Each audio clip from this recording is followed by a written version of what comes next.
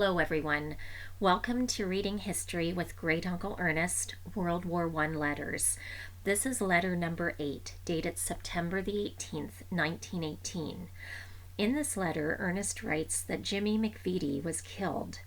This is one of the boys that is in the picture with Ernest.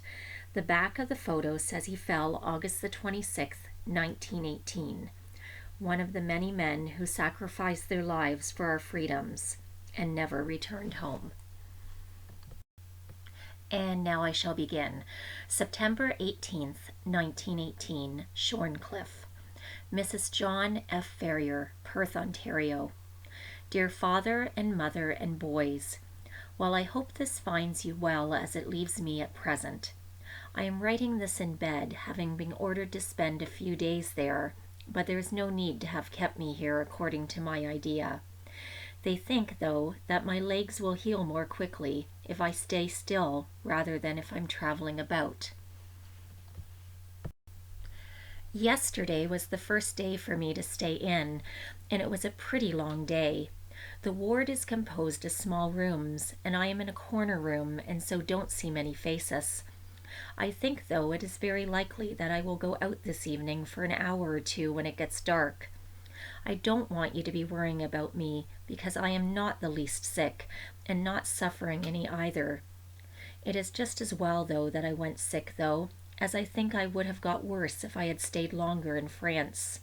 It is a kind of poisoning in my system that I have, but it will work out. I must be missing considerable in France these times, though, as there certainly must be a good deal to see with the progress our troops are making over there. Certainly the news is very good today. Lille and Ostend both occupied is a great victory for our allies. I have not received any mail from France yet, except a letter from Everett's Adams, and he told me that Jimmy McVeety was killed. It will go pretty hard on his mother. Poor Jimmy did not see a great deal of fighting.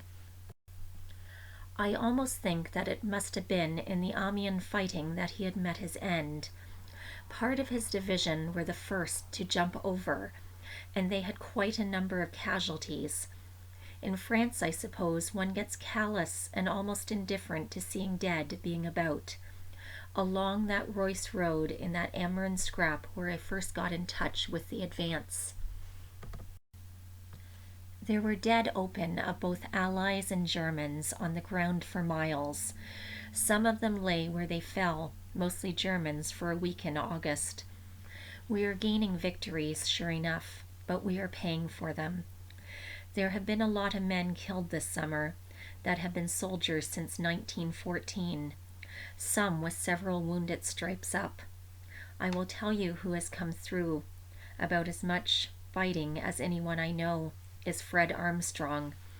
He was in every engagement that the 38th was in, from the time we joined the battalion on the Somme in November 1916 until the Amiens battle, August 1918, and the 38th had a hot time of it. The line around Hill 70 in March this spring, so hot that he, the colonel, got a bar to his DSO for what his men did. Half the time the men that gets a DSO has no more earned one than I have. If a battalion does good work in the line, or when it pulls off a successful stunt, the senior officer at the time gets a DSO. And he may have been in a dugout all the time the work was being done. But I hope Fred makes Canada now, and if anyone has done their bit as well as he has, they have nothing to be ashamed of. My part alongside of his was small, but all the same I have stuck it out better than a good many had expected. The first winter I was over was a hard one. I used to have a pretty hard work getting in and out of the trenches, but it was a lot better job I had than if I had been with the battalion. One thing, on the whole, I have received good treatment from the most of the NCO I was under in France. Well, I hope I get some letters soon, as it is 4 weeks tonight since I left Arras, and there should be a good deal of news for me when I get my letters. I suppose that 2 lines will be getting a bit muddy now, Still, it's not far out once you get through the long swamp. Is Harold settled down in the bank again yet? His was the last letter I received in France, and he said not to write until I heard from him again.